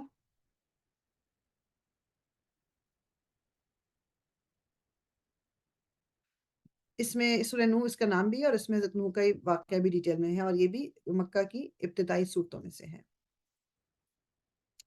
اعوذ باللہ من الشیطان الرجیم، بسم اللہ الرحمن الرحیم۔ انا ارسلنا نوحا الى قومه ان انذر قومك من قبل ان يأتيهم عذاب أليم قال يا قوم إني لكم نذير مبين أن اعبدوا الله واتقوه وأطيعون۔ ہم نے نوح کو اس کی قوم کی طرف بھیجا اس ہدایت کے ساتھ کہ اپنی قوم کے لوگوں کو خبردار کر دے قبل اس کے کہ ان پر ایک دردناک عذاب آئے۔ اس نے کہا، اے میری قوم کے لوگوں، میں تمہارے لیے ایک صاف صاف خبردار کر دینے والا پیغمبر ہوں، تم کو آگاہ کرتا ہوں کہ اللہ کی بندگی کرو اور اس سے ڈرو اور میری اطاعت کرو۔ اللہ تمہارے گناہوں سے درگزر فرمائے گا اور تمہیں ایک وقت مقرر تک باقی رکھے گا۔ حقیقت یہ ہے کہ اللہ کا مقرر کیا وہ وقت جب آ جاتا ہے تو پھر ٹالا نہیں جاتا، کاش تمہیں اس کا علم ہو۔ اس نے عرض کیا، اے میرے رب، میں نے اپنی قوم کے لوگوں کو شب و روز پکارا مگر میری پکار نے ان کے فرار ہی میں اضافہ کیا، یعنی وہ مجھ سے دور ہی بھاگے۔ اور میں پہلے ہی بات کر چکی ہوں، آپ نے 950 سال تبلیغ کی تھی، 950 سال۔ اور جب بھی میں نے ان کو بلایا تاکہ تو انہیں معاف کر دے تو انہوں نے کانوں میں انگلیاں ٹھوس لیں اور اپنے کپڑوں سے منہ ڈھانک لیا اور اپنی روش پر اڑ گئے اور بڑا تکبر کیا۔ پھر میں نے ان کو ہاں کے پکارے دعوت دی، پھر میں نے اعلانیہ بھی ان کو تبلیغ کی اور چپکے چپکے بھی سمجھایا۔ میں نے کہا اپنے رب سے معافی مانگو، بے شک وہ بڑا معاف کرنے والا ہے۔ وہ تم پر آسمان سے خوب بارشیں برسائے گا، تمہیں مال اور اولاد سے نوازے گا، تمہارے لیے باغ پیدا کرے گا اور تمہارے لیے نہریں جاری کر دے گا۔ تمہیں کیا ہو گیا ہے کہ تم اللہ کے لیے تم کسی وقار کی توقع نہیں رکھتے؟ مطلب تم اللہ تعالیٰ نا امیدی کیسے کر رہے ہو؟ اللہ تعالیٰ یہ سب کچھ تمہارے لیے کرے گا، حالانکہ اس نے طرح طرح سے تمہیں بنایا ہے۔ کیا دیکھتے نہیں ہو کہ اللہ نے کس طرح 7 آسمان تہ بر تہ بنائے اور ان میں چاند کو نور اور سورج کو چراغ بنایا، اور اللہ نے تم کو زمین سے عجیب طرح اگایا، پھر وہ تمہیں اسی طرح زمین میں واپس لے جائے گا اور اس سے یک تم کو نکال کھڑا کرے گا، یعنی پہلے زمین سے نکالا، پھر زمین میں جائیں گے ہم مر کے، پھر دوبارہ زندہ کیے جائیں گے۔ اور اللہ نے زمین کو تمہارے لیے فرش کی طرح بچھا دیا تاکہ تم اس کے اندر کھلے راستوں پر چلو۔ نوح نے کہا میرے رب، انہوں نے میری بات رد کر دی اور ان رئیسوں کی پیروی کی جو مال اور اولاد پا کر اور زیادہ نامراد ہو گئے ہیں۔ ان لوگوں نے بڑا بھاری مکر کا جال پھیلا رکھا ہے۔ انہوں نے کہا ہرگز نہ چھوڑو اپنے معبودوں کو، اور نہ چھوڑو نہ چھوڑو ودہ اور سوا کو، اور نہ یغوس کو، اور نہ یعوق اور نصر، یہ تمام جو نام ہے نا یہ ان کے بتوں کے نام تھے۔ سوا تھا، یغوس، یعوق، نصر، یہ تمام۔ اور انہوں نے کیا کہا کہ اپنے معبودوں کو نہ چھوڑو۔ انہوں نے بہت لوگوں کو گمراہ کیا ہے، اور تو بھی ان ظالموں کو گمراہی کے سوا کسی چیز میں ترقی نہ دے۔ اپنی خطاؤں کی بنا پر ہی وہ غرق کیے گئے اور آگ میں جھونک دیے گئے، پھر انہوں نے اپنے لیے اللہ سے بچانے والا کوئی مددگار نہ پایا۔ نوح علیہ السلام نے کہا میرے رب، ان کافروں میں سے کوئی زمین پر بسنے والا نہ چھوڑ، اگر تو نے ان کو چھوڑ دیا تو یہ تیرے بندوں کو گمراہ کریں گے، اور ان کی نسل سے جو بھی پیدا ہوگا بدکار اور سخت کافر ہی ہوگا۔ میرے رب، مجھے اور میرے والدین کو اور ہر اس شخص کو جو میرے گھر میں مومن کی حیثیت سے داخل ہوا ہے اور سب مومن مردوں اور عورتوں کو معاف فرما دے، اور ظالموں کے لیے ہلاکت کے سوا کسی چیز میں اضافہ نہ کرے۔ یہ دعا جو ہے اس کو بھی دیکھ لیں، یہ آیہ نمبر 28۔ رب اغفر لی ولی والدی ولمن دخل بیتی مؤمنا وللمؤمنین والمؤمنات ولا تزد الظالمین الا تبارا۔ نیکسٹ ہماری ہے سورہ جن۔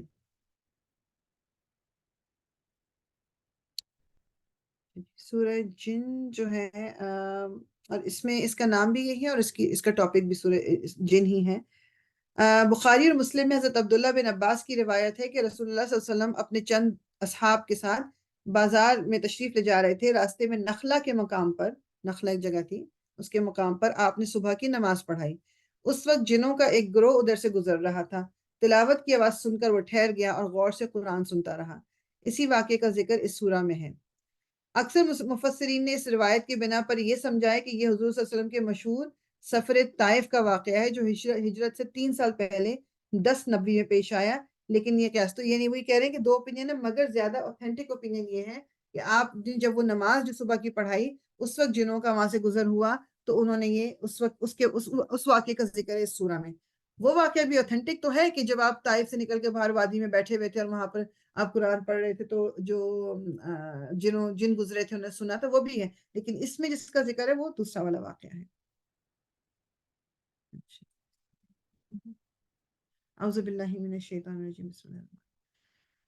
قل اوحی الی انہ استمع نفر من الجن فقالوا انا سمعنا قرآنا عجبا يهدي إلى الرشد فآمنا به ولن نشرك بربنا أحدا۔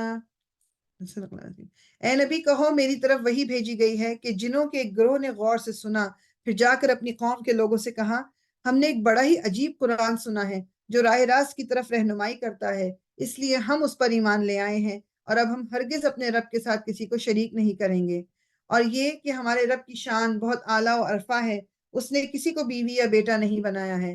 اور یہ کہ ہمارے نادان لوگ اللہ کے بارے میں بہت خلاف حق باتیں کہتے رہے ہیں، اور یہ کہ ہم نے سمجھا تھا کہ انسان اور جن کبھی خدا کے بارے میں جھوٹ نہیں بول سکتے، اور یہ کہ انسانوں میں سے کچھ لوگ جنوں میں سے کچھ لوگوں کی پناہ مانگا کرتے تھے۔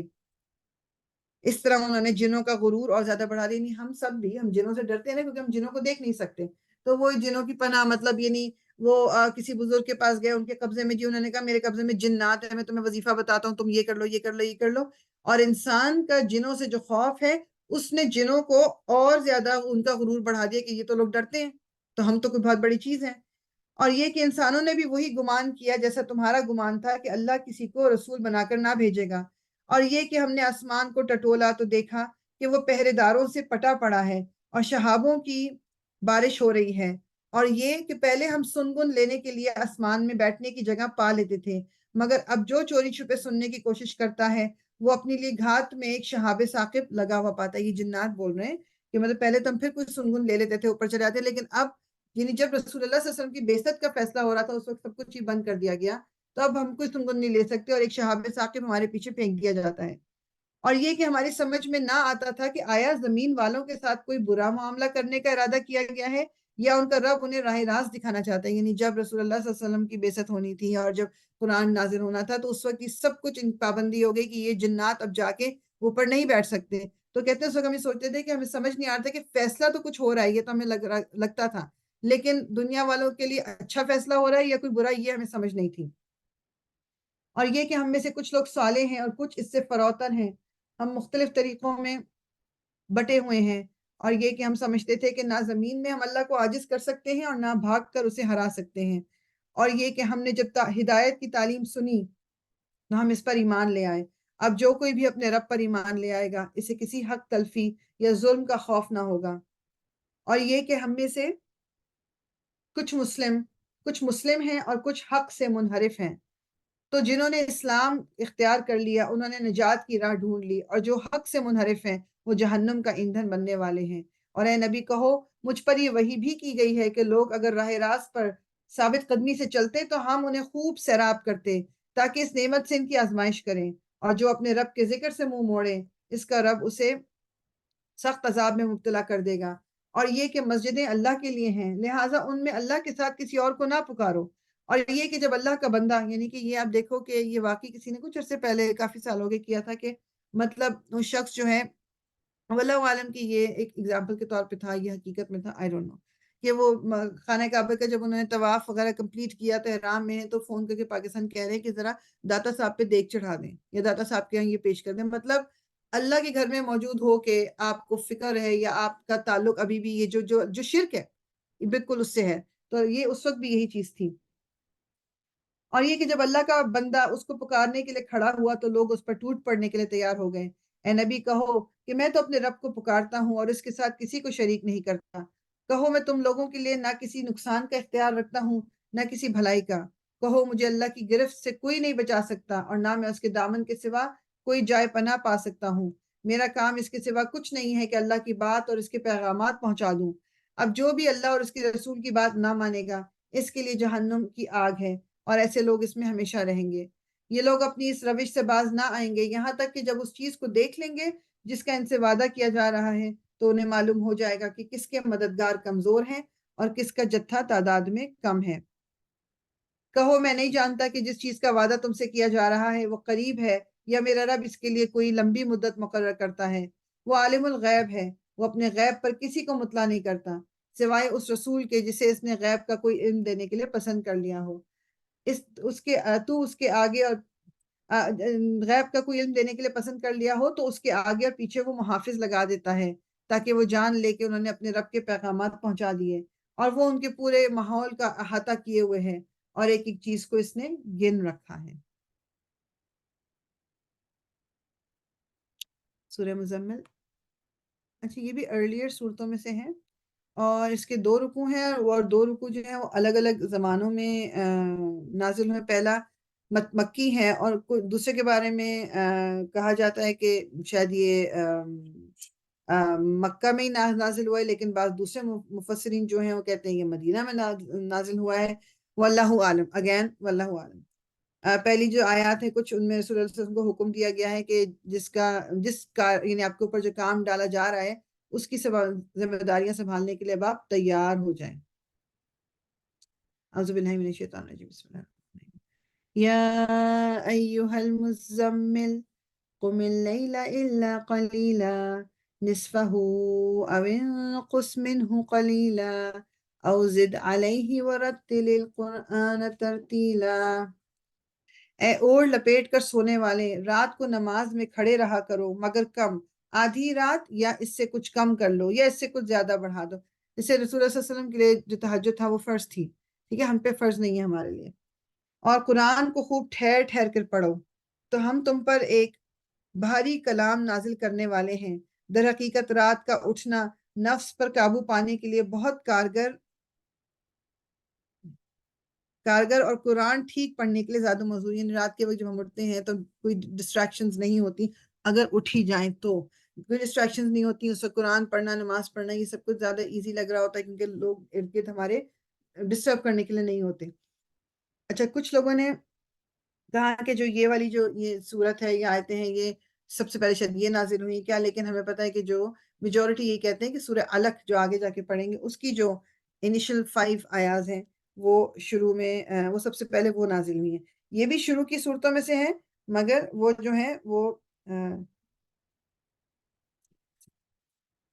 اچھا، اور قرآن ٹھیک پڑھنے کے لیے زیادہ موزوں ہیں۔ دن کے اوقات میں تو تمہارے لیے بہت مصروفیات ہیں، اپنے رب کے نام کا ذکر کیا کرو اور سب سے کٹ کر اسی کے ہو رہو۔ وہ مشرق اور مغرب کا مالک ہے، اس کے سوا کوئی خدا نہیں ہے، لہٰذا اسی کو اپنا وکیل بنا لو۔ اور جو باتیں لوگ بنا رہے ہیں ان پر صبر کرو اور شرافت کے ساتھ ان سے الگ ہو جاؤ۔ ان جھٹلانے والے خوشحال لوگوں سے نمٹنے کا کام تم مجھ پر چھوڑ دو اور انہیں ذرا کچھ دیر اسی حالت میں رہنے دو۔ ہمارے پاس ان کے لیے بھاری بیڑیاں ہیں اور بھڑکتی ہوئی آگ اور حلق میں پھنسنے والا کھانا اور دردناک عذاب۔ یہ اس دن ہوگا جب زمین اور پہاڑ لرز اٹھیں گے اور پہاڑوں کا حال ایسا ہو جائے گا جیسے ریت کے ڈھیر ہیں جو بکھرے جا رہے ہیں۔ تم لوگوں کے پاس ہم نے اسی طرح ایک رسول تم پر گواہ بنا کر بھیجا ہے جس طرح ہم نے فرعون کی طرف ایک رسول بھیجا تھا۔ پھر یہ دیکھ لو، جب فرعون نے اس رسول کی بات نہ مانی تو ہم نے اس کو بڑی سختی کے ساتھ پکڑ لیا۔ اگر تم ماننے سے انکار کرو گے تو اس دن کیسے بچ جاؤ گے جو بچوں کو بوڑھا کر دے گا، یعنی کہ وہ ٹائم ایسا ہوگا قیامت کا کہ بچے بوڑھے ہو جائیں گے ایک دم، اور جس کی سختی سے آسمان پھٹا جا رہا ہوگا۔ اللہ کا وعدہ تو پورا ہو کر ہی رہنا ہے۔ یہ ایک نصیحت ہے، اب جس کا جی چاہے اپنے رب کی طرف جانے کا راستہ اختیار کر لے۔ اے نبی، تمہارا رب جانتا ہے کہ تم کبھی 2/3 رات کے قریب اور کبھی آدھی رات اور کبھی 1/3 رات عبادت میں کھڑے رہتے ہو، اور تمہارے ساتھیوں میں سے بھی ایک گروہ یہ عمل کرتا ہے۔ اللہ ہی رات اور دن کے اوقات کا حساب رکھتا ہے، اسے معلوم ہے کہ تم لوگ اوقات کا ٹھیک شمار نہیں کر سکتے، لہٰذا اس نے تم پر مہربانی فرمائی۔ اب جتنا قرآن آسانی سے پڑھ سکتے ہو پڑھ لیا کرو۔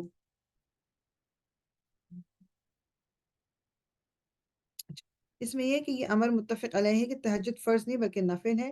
حدیث میں بھی صراحت ہے کہ ایک شخص کے پوچھنے پر رسول اللہ صلی اللہ علیہ وسلم نے فرمایا کہ تم پر دن رات میں 5 وقت کی نمازیں فرض ہیں۔ اس نے پوچھا کیا اس کے سوا بھی مجھ پر کوئی چیز لازم ہے؟ جواب میں ارشاد ہوا نہیں، الا یہ کہ تم اپنی خوشی سے کچھ پڑھو۔ اب جتنا قرآن آسانی سے پڑھ سکتے ہو پڑھ لیا کرو۔ اسے معلوم ہے کہ تم میں کچھ مریض ہوں گے، کچھ دوسرے لوگ اللہ کے فضل کی تلاش میں سفر کرتے ہوں گے، اور کچھ اور لوگ اللہ کی راہ میں جنگ کرتے ہیں۔ بس جتنا قرآن بآسانی پڑھا جا سکے پڑھ لیا کرو، نماز قائم کرو، زکوٰۃ دو اور اللہ کو اچھا قرض دیتے رہو۔ جو کچھ بھلائی تم اپنے لیے آگے بھیجو گے اسے اللہ کے ہاں موجود پاؤ گے، وہی زیادہ بہتر ہے اور اس کا اجر بہت بڑا ہے۔ اللہ سے مغفرت مانگتے رہو، بے شک اللہ بڑا غفور رحیم ہے۔ اس کے بعد ہے سورہ مدثر۔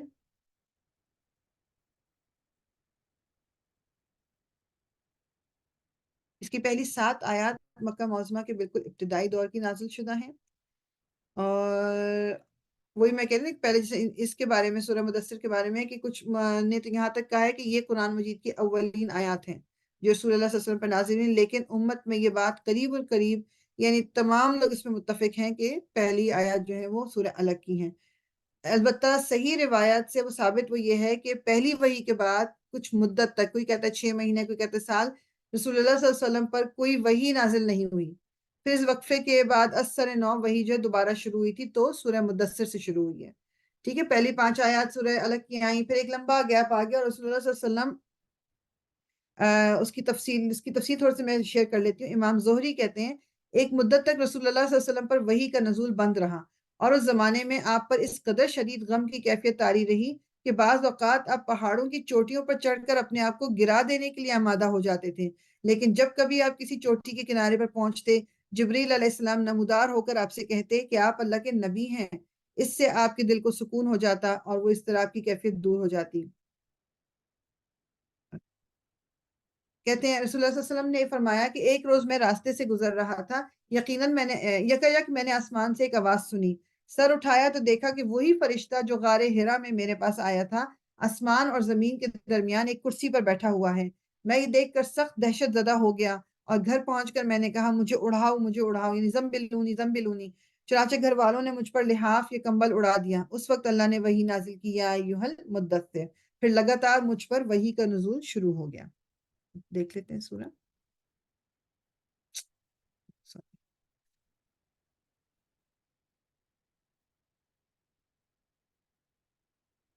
تفصیل انہوں نے کافی دی ہے۔ اعوذ باللہ من الشیطان الرجیم۔ یا ایھا المدثر قم فانذر وربک فکبر وثیابک فطہر والرجز فاہجر ولا تمنن تستکثر وَلِرَبِّكَ فَاصْبِرْ۔ اے اوڑھ لپیٹ کر لیٹنے والے، اٹھو اور خبردار کرو اور اپنے رب کی بڑائی کا اعلان کرو اور اپنے کپڑے پاک رکھو اور گندگی سے دور رہو اور احسان نہ کرو زیادہ حاصل کرنے کے لیے اور اپنے رب کی خاطر صبر کرو۔ ٹھیک ہے، اور کپڑے پاک، اب یہ وہی ہے کہ کپڑے پاک رکھنا، کچھ کہتے ہیں کہ کپڑے پاک کرنے کا بھی یہ جگہ پاک کہ نہیں، اپنے آپ کو عبادت کے لیے تیار کر لیں بیسیکلی۔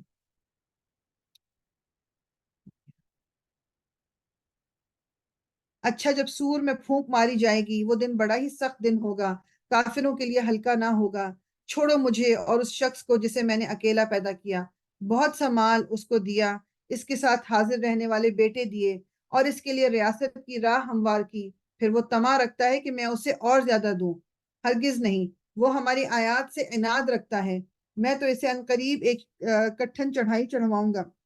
میں اس کا صرف نام یاد کر لوں، ایک آئی تھنک یہ ولید بن مغیرہ ایک قریشی تھا، اور یہ 10-12 بیٹے بھی تھے، اور خالد بن ولید کے والد کہہ لو، لیکن یہ مسلمان نہیں ہوئے تھے، خالد بن ولید تو مسلمان ہو گئے تھے۔ ٹھیک ہے، تو یہ کہتے یہ کہ یہ آیات ان کی طرف وہ کر رہی ہیں اشارہ۔ ہرگز نہیں، وہ ہماری آیات سے عناد رکھتا ہے، میں تو اسے عنقریب ایک کٹھن چڑھائی چڑھاؤں گا۔ اس نے سوچا اور کچھ بات بنانے کی کوشش کی تو خدا کی مار اس پر کیسی بات بنانے کی کوشش کی۔ ہاں، خدا کی مار اس پر کیسی بات بنانے کی کوشش کی۔ پھر لوگوں کی طرف دیکھا، پھر پیشانی سکیڑی اور منہ بنایا، پھر پلٹا اور تکبر میں پڑ گیا۔ بیسیکلی ہوا یہ تھا کہ کہا گیا تھا کہ چل کوئی ایسا، انہوں نے کہیں کوئی اس طرح کی بات کی تھی کہ جس سے لوگوں کو یہ لگا، جو اور بھی تھے نا ابو جہل سارے لوگ، کہ جیسے یہ رسول اللہ صلی اللہ علیہ وسلم کی کوئی حمایت کر رہے ہیں، تو اب نہ ہی ہیڈ ٹو پروف کہ نہیں یہ حمایت میں نہیں ہے، تو اب وہ چیزیں ڈھونڈ رہے کہ کیا ایسا کچھ کیا جائے کہ جس سے یہ میں اپنے یہ شو کر سکوں کہ جی میں تو مطلب میں مسلمان بھی نہیں ہوں اور میں اسلام کے ساتھ نہیں ہوں۔ پھر لوگوں کی طرف دیکھا، پھر پیشانی سکیڑی اور منہ بنایا، پھر پلٹا اور تکبر کیا، آخرکار بولا کہ یہ کچھ نہیں ہے مگر ایک جادو ہے جو پہلے سے چلا آ رہا ہے، یہ تو ایک انسانی کلام ہے۔ ان قریب میں اسے دوزخ میں جھونک دوں گا اور تم کیا جانو کہ کیا ہے وہ دوزخ، نہ باقی رکھے نہ چھوڑے، کھال جھلس دینے والی۔ 19 کارکن اس پر مقرر ہیں، یعنی 19 فرشتے اس کی اراؤنڈ ہیں۔ ہم نے دوزخ کے یہ کارکن فرشتے بنائے ہیں اور ان کی تعداد کو کافروں کے لیے فتنہ بنا دیا ہے، تاکہ اہل کتاب کو یقین آ جائے اور ایمان لانے والوں کا ایمان بڑھے، اور اہل کتاب اور مومنین کسی شک میں نہ رہیں، اور دل کے بیمار اور کفار یہ کہیں کہ بھلا اللہ کا اس عجیب بات سے کیا مطلب ہو سکتا ہے۔ اس طرح اللہ جسے چاہتا ہے گمراہ کر دیتا ہے اور جس سے چاہتا ہے ہدایت بخشتا ہے، اور تیرے رب کے لشکروں کو خود اس کے سوا کوئی نہیں جانتا، اور اس دوزخ کا ذکر اس کے سوا کسی غرض کے لیے نہیں کیا گیا ہے کہ لوگوں کو اس سے نصیحت ہو۔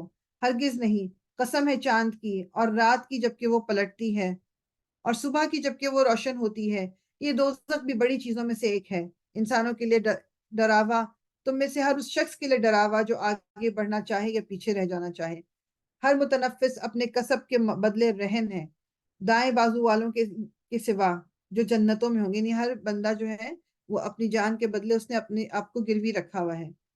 دائیں بازو والوں کے سوا جو جنتوں میں ہوں گے، وہاں وہ مجرموں سے پوچھیں گے تمہیں کیا چیز دوزخ میں لے گئی؟ وہ کہیں گے ہم نماز پڑھنے والوں میں سے نہ تھے اور مسکین کو کھانا نہیں کھلاتے تھے اور حق کے خلاف باتیں بنانے والوں کے ساتھ مل کر ہم بھی باتیں بنانے لگتے تھے اور روز جزا کو جھوٹ قرار دیتے تھے، یہاں تک کہ ہمیں اس یقینی چیز سے سابقہ پیش آ گئی، یعنی قیامت آ گئی، جبکہ ہم تو کہتے تھے یہ سب کچھ جو ہے جھوٹ ہے۔ اس وقت سفارش کرنے والوں کی سفارش ان کے کسی کام نہیں آئے گی۔ آخر ان لوگوں کو کیا ہو گیا ہے کہ یہ اس نصیحت سے منہ موڑ رہے ہیں، گویا یہ جنگلی گدھے ہیں جو شیر سے ڈر کر بھاگ پڑے ہیں، بلکہ ان میں سے تو ہر ایک یہ چاہتا ہے کہ اس کے نام کھلے خط بھیجے جائیں۔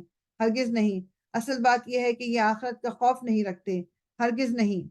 یہ تو ایک نصیحت ہے، اب جس کا جی چاہے اس سے سبق حاصل کر لے، اور یہ کوئی سبق حاصل نہ کریں گے الا یہ کہ اللہ ہی ایسا چاہے۔ وہ اس کا حقدار ہے کہ اس سے تقوی کیا جائے، اور وہ اس کا اہل ہے کہ تقوی کرنے والوں کو بخش دے۔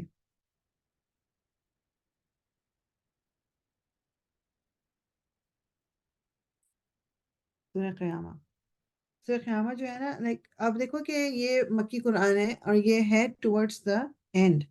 اس میں اللہ تعالیٰ کی کتنی مصلحت ہے کہ جب انسان باقی تمام صورتیں پڑھتے پڑھتے آئے گا، آپ کے ایک ایمان کا ایک لیول بن جاتا ہے، آپ نے مختلف قوموں کے بھی وہ دیکھ لیے ایگزامپلز اور تمام چیزیں کرتے ہوئے، تو اب یہ بار بار اب جو صورتیں آ رہی ہیں مکی، اس میں قیامت کا ذکر ہے، اس میں عذاب کا ذکر ہے، کیا کہ اب انسان کو یہ سمجھ سکتا ہے انسان، اب اس میں پھر یہ چیز ایک طرح سے غلط کام کرنے سے روکنے کے لیے کام آئے گی۔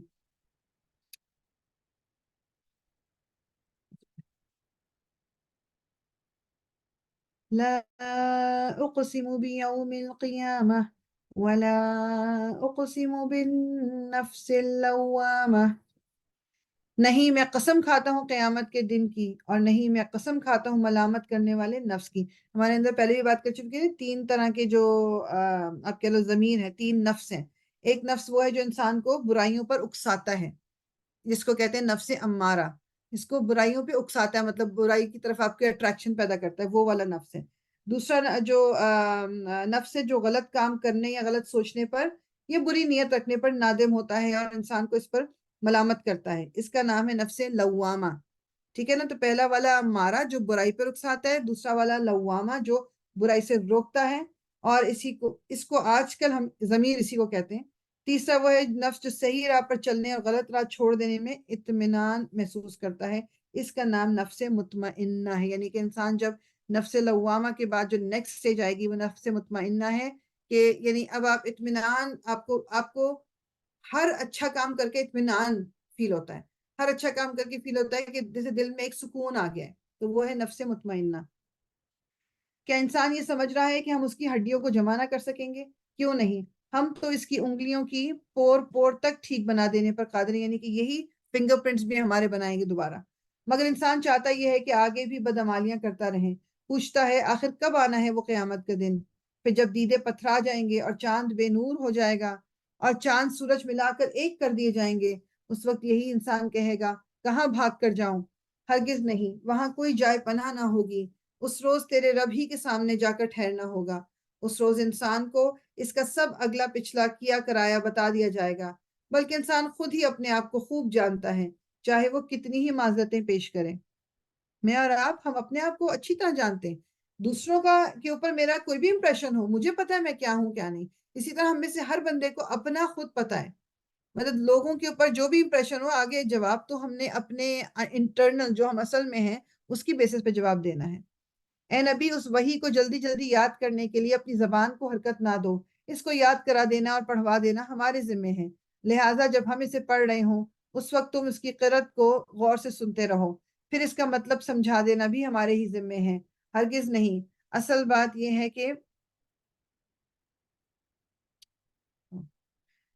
کہ تم لوگ جلدی حاصل ہونے والی چیز یعنی دنیا سے محبت رکھتے ہو اور آخرت کو چھوڑ دیتے ہو۔ اس روز کچھ چہرے تر و تازہ ہوں گے، اپنے رب کی طرف دیکھ رہے ہوں گے، اور کچھ چہرے اداس ہوں گے اور سمجھ رہے ہوں گے کہ ان کے ساتھ کمر توڑ برتاؤ ہونے والا ہے۔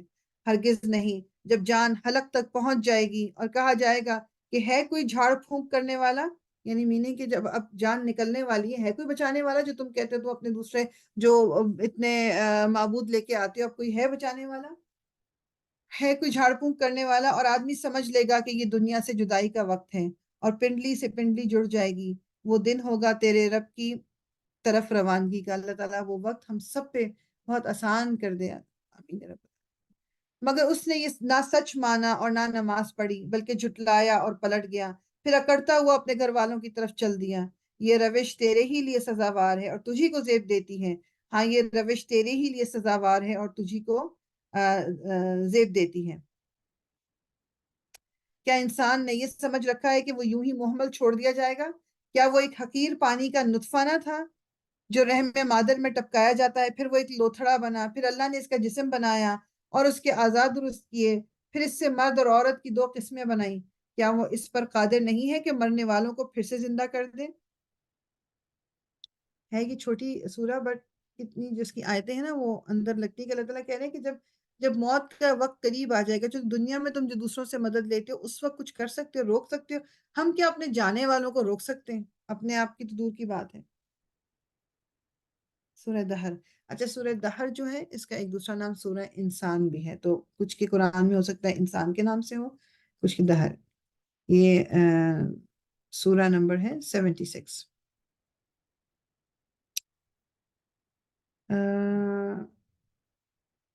میجورٹی علماء کہتے ہیں یہ مکی سورہ ہے، لیکن دیر آر کچھ علماء ہیں جو اس کو مدنی کہتے ہیں، لیکن واللہ عالم۔ ایک سیکنڈ میں صرف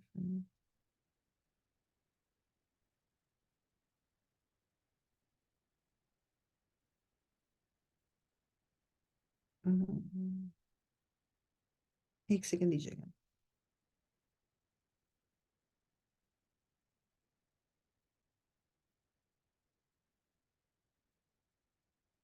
اوکے، اعوذ باللہ من الشیطان الرجیم، بسم اللہ الرحمن الرحیم۔ یہ one of my favorite surahs۔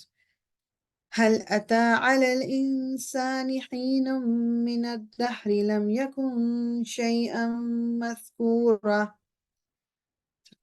کیا انسان پر لامتناہی زمانے کا ایک وقت ایسا بھی گزرا ہے جب وہ کوئی قابل ذکر چیز نہ تھا؟ مطلب ہم قابل ذکر چیز نہیں تھے، ایک بوند تھے، ایک گندے پانی کی بوند، like we were nobodies۔ اب تو ہم اپنے آپ کو بہت کچھ سمجھ لیتے ہیں، ہم تو کچھ بھی نہیں تھے۔ ہم نے انسان کو ایک مخلوط نطفے سے پیدا کیا تاکہ اس کا امتحان لیں، اور اس غرض کے لیے ہم نے اسے سننے اور دیکھنے والا بنایا۔ ہم نے اسے راستہ دکھا دیا، خواہ شکر کرنے والا بنے یا کفر کرنے والا، یعنی انا ہدیناہ السبیلا، ہم نے اس کو راستہ دکھا دیا، ہدایت دے دی راستے کی طرف، اما شاکرا و اما کفورا، شکر کرنے والا بن جائے یا کفر کرنے والا بن جائے، یہ مجھے اور آپ کو چوز کرنا ہے۔ اب کفر کرنے والوں کے لیے ہم نے زنجیریں اور توق اور بھڑکتی ہوئی آگ مہیا کر رکھی ہیں۔ نیک لوگ جنت میں شراب کے ایسے ساغر پیئیں گے جن میں آب کافور کی آمیزش ہوگی۔ یہ ایک بہتا چشمہ ہوگا جس کے پانی کے ساتھ اللہ کے بندے شراب پیئیں گے، اور جہاں چاہیں گے بسہولت اس کی شاخیں نکال لیں گے، مطلب جہاں بھی ہوں گے پانی اور جوس اور شراب پینے کو وہیں مل جائے گی۔ یہ وہ لوگ ہوں گے جو دنیا میں نظر پوری کرتے ہیں اور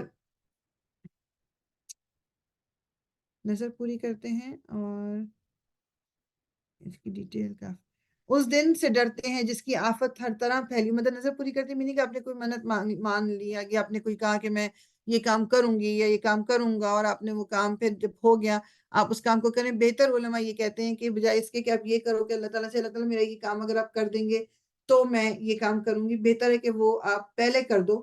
اللہ تعالیٰ سے یہ کہتے ہیں شرط نہیں لگانی چاہیے۔ اس دن سے ڈرتے ہیں جس کی آفت ہر طرف پھیلی ہوئی ہوگی، اور اللہ کی محبت میں مسکین اور یتیم اور قیدی کو کھانا کھلاتے ہیں، اور ان سے کہتے ہیں کہ ہم تمہیں صرف اللہ کی خاطر کھلا رہے ہیں، ہم تم سے کوئی بدلہ نہیں چاہتے نہ شکریہ۔ یہ بہت امپورٹنٹ بات ہے کہ بعض دفعہ ہم جب کسی کے لیے کچھ کرتے ہیں تو we want them to say ہمارا شکریہ ادا کریں، جبکہ ہم کر کس لیے رہے ہیں؟ ہم اللہ کے لیے کر رہے ہیں۔ اگر اللہ کے لیے کر رہے ہیں تو لوگ شکریہ کریں نہ کریں، وہ اس کے بعد میرے دب کے رہے مجھ سے یا میرے ہی ہو جائیں، we don't want that۔ ہم اللہ کے لیے کرتے ہیں۔ ہمیں تو اپنے رب سے اس دن کے عذاب کا خوف لاحق ہے جو سخت مصیبت کا انتہائی طویل دن ہوگا، بس اللہ تعالیٰ انہیں اس دن کے شر سے بچا لے گا اور انہیں تازگی اور سرور بخشے گا، اور ان کے صبر کے بدلے میں انہیں جنت اور ریشمی لباس عطا کرے گا۔ وہاں وہ اونچی مسندوں پر تکیے لگائے بیٹھے ہوں گے، نہ انہیں دھوپ کی گرمی ستائے گی نہ جاڑے کی ٹھر، جنت کی چھاؤں ان پر جھکی ہوئی سایہ کر رہی ہوگی، اور اس کے پھل ہر وقت ان کے بس میں ہوں گے کہ جس طرح چاہیں انہیں توڑ لیں۔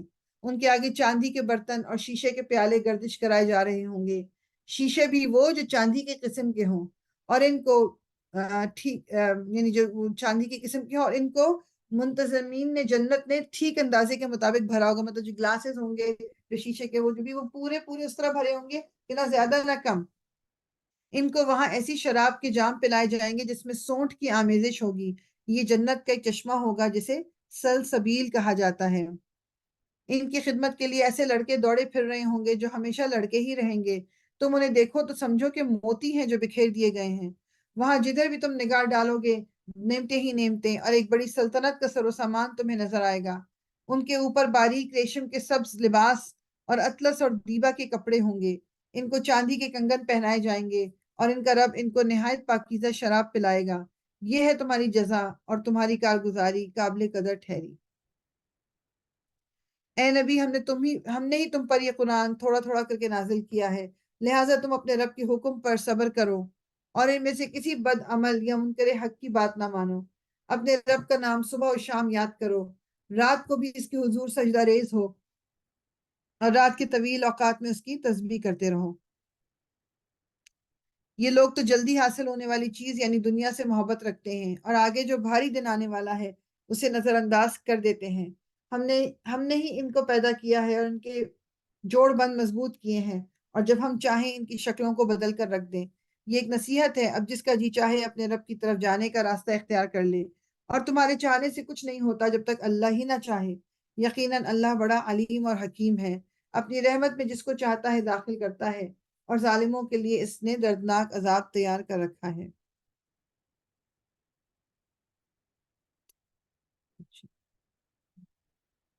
سورہ مرسلات۔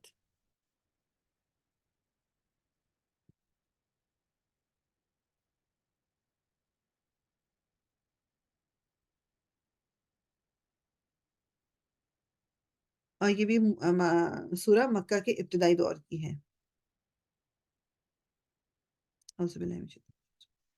والمرسلات عرفا فالعاصفات عصفا والناشرات نشرا فالفارقات فرقا فالملقيات ذكرا عذرا أو نذرا إنما توعدون لواقع۔ قسم ہے ان ہواؤں کی جو پے در پے بھیجی جاتی ہیں، پھر طوفانی رفتار سے چلتی ہیں اور بادلوں کو اٹھا کر پھیلاتی ہیں، پھر ان کو پھاڑ کر جدا کرتی ہیں، پھر دلوں میں خدا کی یاد ڈالتی ہیں، عذر کے طور پر یا ڈراوے کے طور پر۔ جس چیز کا تم سے وعدہ کیا جا رہا ہے وہ ضرور واقع ہونے والی ہے، یعنی کہ جو قیامت کا ذکر ہے۔ پھر جب ستارے ماند پڑ جائیں گے اور آسمان پھاڑ دیا جائے گا اور پہاڑ دھنک ڈالے جائیں گے اور رسولوں کی حاضری کا وقت آ پہنچے گا، اس روز وہ چیز واقع ہو جائے گی۔ کس روز کے لیے کام اٹھا رکھا گیا ہے؟ فیصلے کے روز کے لیے۔ اور تمہیں کیا خبر کہ وہ فیصلے کا دن کیا ہے؟ ایک سیکنڈ دیجیے مجھے۔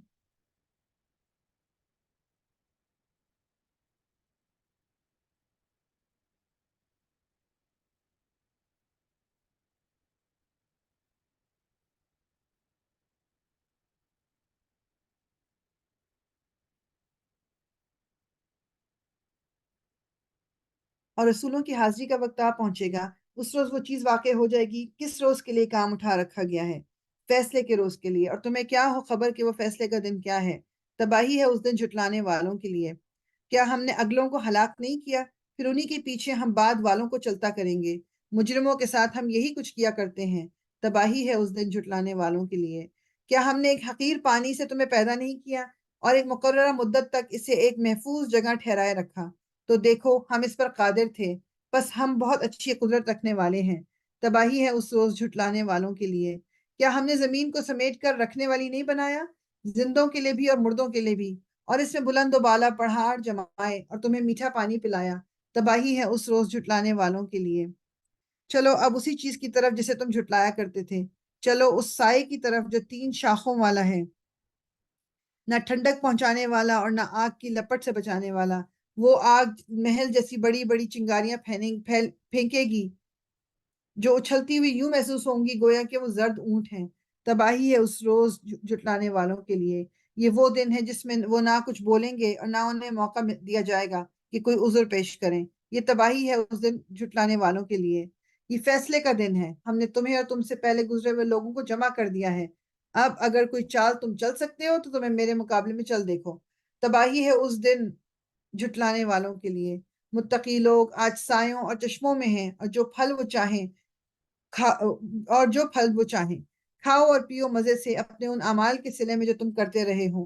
ہم نیک لوگوں کو ایسی ہی جزا دیتے ہیں. تباہی ہے اس روز جھٹلانے والوں کے لیے. کھا لو اور مزے کر لو تھوڑے دن، حقیقت میں تم لوگ مجرم ہو. تباہی ہے اس روز جھٹلانے والوں کے لیے. جب ان سے کہا جاتا ہے کہ اللہ کے آگے جھکو تو نہیں جھکتے. تباہی ہے اس روز جھٹلانے والوں کے لیے. اب اس قرآن کے بعد اور کون سا کلام ایسا ہو سکتا ہے جس پر یہ ایمان لائیں. جی سورہ مرسلات ہمارا جز 29 بھی ختم ہو گیا. ہم انشاءاللہ اگلا نہیں شروع کریں گے، آج چھوٹی کلاس کریں گے. کل بھی انشاءاللہ 1 آور لیں گے، اور پھر ہمارا جو لاسٹ جز ہے انشاءاللہ تعالیٰ اللہ تعالیٰ کی توفیق سے ہم اس کو ختم کر لیں گے انشاءاللہ تعالیٰ. سبحانك اللهم وبحمدك نشهد أن لا إله إلا أنت نستغفرك ونتوب إليك. ربنا تقبل منا إنك أنت السميع العليم وتب علينا إنك أنت التواب الرحيم. الصلاة والسلام على رسول الله. الحمد لله رب العالمين. جزاك الله خيرا. جزاک اللہ. السلام علیکم.